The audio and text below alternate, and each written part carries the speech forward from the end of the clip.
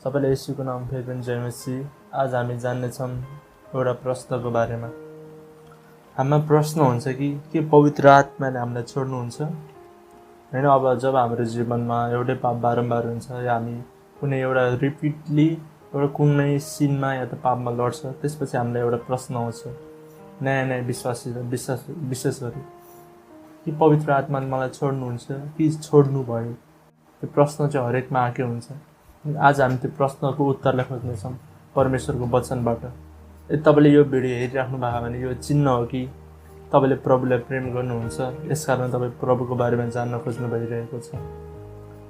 जसले प्रभुलाई प्रेम गर्दैन त्यो मान्छेलाई पाप गरिन् कि जस्तो लाग्दैन। तर यदि तपाईँ त्यो व्यक्ति हुनुहुन्छ जसलाई पाप गरेपछि एउटा फिलिङ आउँछ मैले किन यस्तो गरेँ, प्रभुले तपाईँलाई प्रेम गर्नुहुन्छ। जसजनाले नि यो भिडियो हेर्दै म तपाईँलाई भन्न चाहन्छु, यो प्रभुको आवाज हो तपाईँहरूको लागि।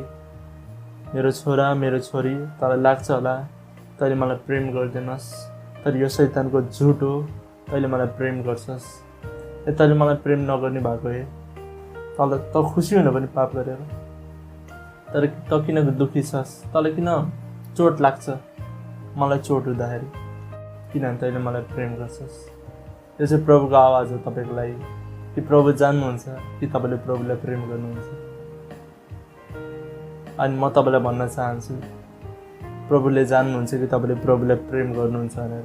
पाप गरेपछि दुःखी हुने चाहिँ एउटा साइन हो कि हामीले प्रभुलाई प्रेम गर्छौँ। किन यदि हामीले संसार हेऱ्यौँ भने संसारमा मान्छेहरू खुसी छौँ। इभन हामी पनि विश्वासी हुनुभन्दा अगाडि हामी पनि पाप गर्दा हामीलाई मजा लाग्थ्यो, तर जब हामी फेरि जन्म्यौँ, born again भयो, त्यसपछि हामीलाई गिल्टीनेस, अलिकति पाप गर्दा पनि हामीलाई कन्डेम लाग्छ, हामीलाई नराम्रो लाग्छ। किनभने हामीले परमेश्वरलाई प्रेम गर्छौँ अनि पवित्र आत्मा हामीभित्र हुनुहुन्छ। अब हामीभित्र चाहिँ एउटा क्वेसन आउँछ कि पवित्र आत्माले हामीलाई छोड्नुहुन्छ कि यदि मैले एउटै पाप बारम्बार गरेँ भने के उहाँले हामीलाई छोड्नुहुन्छ? आज हामी यसको उत्तर चाहिँ परमेश्वरको वचनबाट खोज्नेछौँ। हामी हेर्नेछौँ यूहन्ना 14:16। यहाँ प्रभुले चाहिँ पवित्र आत्माको बारेमा भन्नुभएको छ। तपाईँले यो यूहन्ना 14 पुरै च्याप्टर पढ्नुभयो भने प्रभुले सबै पवित्र आत्माको विषय मात्रै भन्नुभएको थियो।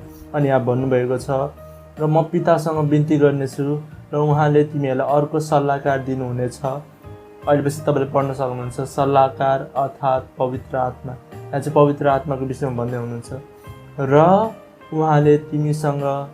र उहाँ तिमीसँग सदा सर्वदा रहनुहुनेछ। आमेन। उहाँको वचनमा चाहिँ के लेखेको छ? सल्लाहकार अर्थात् पवित्र आत्मा चाहिँ तिमीहरूसँग सदा सर्वदा रहनुहुनेछ। यसको मतलब यहाँ लेखेको छैन कि उहाँ चाहिँ 7 चोटि पाप गऱ्यो भने चाहिँ पवित्र आत्मा हुन्छ, त्यसपछि छोडेर जान्छ, या त 100 चोटि पाप गऱ्यो भने। यहाँ के लेखेको छ? सदा सर्वदा, फर एभर। पवित्र आत्मा चाहिँ हामीभित्र सदा सर्वदा बास गर्नुहुन्छ। आफै सोच्नु थियो, जुन आत्माले हामीलाई पवित्र जीवन जिउन मद्दत गर्नुहुन्छ, यदि उहाँ नै भएन भने हामी कसरी पवित्र जीवन जिउने? यसकारण प्रभुले हामीलाई पवित्र आत्मा नामै हो पवित्र आत्मा, हामीलाई पवित्र जीवन जिउन मद्दत गर्नुहुन्छ। उहाँको मेन वर्क हो हामीलाई होली लाइफ जिउन मद्दत गर्ने। अब उहाँले नै छोडेर गयो भने हामी कसरी पवित्र जीवन जिउने? यहाँ प्रभुले भन्नुभएको छ, उहाँ सदा सर्वदा तिमीहरूसँग रहनुहुनेछ। पवित्र आत्मा चाहिँ हामीसँग सदा सर्वदा रहनको निम्ति पठाउनु भएको। तपाईँले मसँगै हिब्रू 13:5 हेर्न सक्नुहुन्छ, किनकि उहाँले भन्नुभएको छ, म तिमीलाई कुनै रीतिले छोड्ने छैन, म तिमीलाई त्याग्ने छैन। पवित्र आत्मा भएकोसँग चाहिँ एउटा चिन्ह हुन्छ। प्रभुले भन्नुभयो, म आत्मा पठाउनेछु, म तिमीलाई टुहुरा छोड्ने छैन। जोसँग पवित्र आत्मा हुनुहुन्छ हामी विश्वासीहरूसँग यो चिन्ह चाहिँ यो भन्दाखेरि हामीले कहिले पनि आफूलाई टुहुरा फिल गर्दैनौँ। हामीलाई जहिले पनि एउटा पवित्र आत्माले कन्भिन्सन हाम्रो हृदयमा बोल्नुहुन्छ कि हामीसँग पिता हुनुहुन्छ जसले हामीलाई अनन्तताको प्रेमले प्रेम गर्नुहुन्छ। अनि हिब्रूमा के लेखेछ? उहाँले हामीलाई कुनै रीतिले छोड्नुहुने छैन, न त त्याग्नुहुनेछ। पवित्र आत्माले चाहिँ हामीलाई कहिले पनि कुनै पनि रीतिले छोड्नुहुने छैन। चाहे हामी जति गहिरो खाल्टोमा, जति घिनलाग्दो पाप किन नहोस्, तर उहाँले हामीलाई कहिले पनि छोड्नुहुने छैन र त्याग्नुहुने छैन। गलाती 5:17 यहाँ के लेखेछ भन्दाखेरि, किनकि पापमय स्वभावका लालसा पवित्र आत्माको विरुद्ध हुन्छन् अनि पवित्र आत्माको इच्छा पापमय स्वभावको विरुद्धमा। तपाईँलाई थाहा छ तपाईँलाई जुन थट आउँछ नि, बाइबल पढ्ने, प्रार्थना गर्ने, फास्टिङ बस्ने, अरूलाई प्रार्थना गर्ने, गस्पल प्रेज गर्ने, तपाईँको लागि के लाग्छ यो थट तपाईँको आफ्नै हो? होइन। यहाँ के लेखेको छ? पवित्र आत्माको इच्छा चाहिँ हाम्रो इच्छा कि हामीलाई त पाप गर्न मन लाग्छ, त्यो त ह्युमन नेचर हो। तर त्यो पवित्र आत्माको इच्छा हो। प्रार्थना गर्न मनपर्ने, प्रार्थना गर्न मन लाग्ने, प्रार्थना गरम मन लाग्ने, फास्टिङ बस्ने, बाइबल पढ्ने, होइन? यो पवित्र आत्माको इच्छा हो, यो हाम्रो इच्छा होइन। किनभने पवित्र आत्मा हामीभित्र सदा सर्वदा बास गर्नुहुन्छ। हामी अब लास्ट क्वेसन चाहिँ के हुन्छ भन्दाखेरि, यदि पवित्र आत्मा म भित्र हुनुहुन्छ भने मलाई फिल किन हुँदैन त? किनभने पवित्र आत्मा हो, आत्मा फिलिङ होइन। परमेश्वर आत्मा हुनुहुन्छ अनि आत्मालाई हामी फिल गर्न सक्दैनौँ। त्यसकारण पवित्र आत्माले आत्मा हुनुहुन्छ, उहाँलाई हामीले फिल गर्ने होइन। कतिजना होइन तातो चिसो भयो मात्रै चिसो भयो, पवित्र आत्मा हुनुहुन्छ, तातो भयो, पवित्र आत्मा हुनुहुन्छ। तर जुन दिन चिसो तातो हुनु बन्द हुन्छ उनीहरू लाग्छ प्रभुले मलाई छोड्नु भयो। त्यो चाहिँ शैतानको सबभन्दा ठुलो झुट हो। हाम्रो जग, हाम्रो फाउन्डेसन चाहिँ फिलिङमा होइन तर परमेश्वरको वचनमा हुनुपर्छ। परमेश्वरको वचनले के भन्छ? शैतानले प्रभुलाई फिलिङ लिएर आयो अनि प्रभुले के भन्नुभयो? लेखेको छ। यदि हामी फिलिङमा जिउने विश्वासी हो भने अहिले पनि हामी बच्चा नै हो। किनभने नयाँ विश्वासी चिल्ड्रेन, एउटा बेबी क्रिस्चियन चाहिँ फिलिङद्वारा जिउँछ। तर जो एउटा म्याच्योर क्रिस्चियन हुन्छ, जसको जग परमेश्वरको वचन हुन्छ, त्यो चाहिँ परमेश्वरको वचनद्वारा जिउँछ। त्यो चाहे फिल होस् चाहे नहोस्, प्रभु हामीसँग हुनुहुन्छ। अनि पवित्र आत्मा चाहिँ आइसक्रिम होइन है, हामीलाई चिसो गराउने, अनि न त उहाँ चिया हुनुहुन्छ हामीलाई जहिले तातो गराउनु हो, उहाँले गराउनुहुन्छ, त्यो फिलिङ दिनुहुन्छ। तर हाम्रो फाउन्डेसन, हाम्रो जग चाहिँ त्यसमा हुनुहुन्न। हाम्रो जग चाहिँ परमेश्वरको वचनमा हुनुपर्छ। उहाँको वचन के भन्छ?